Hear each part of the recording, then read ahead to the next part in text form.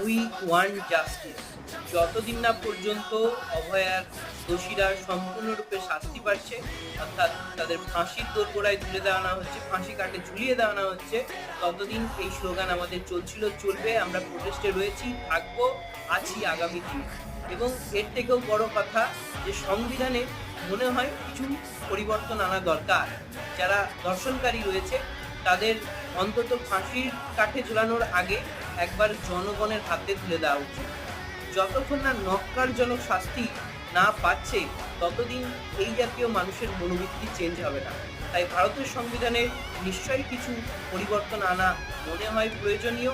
আমি আমার মতবাদটা প্রকাশ করলাম, চাইলে আপনারা আপনাদের মতবাদ জানাতে পারেন।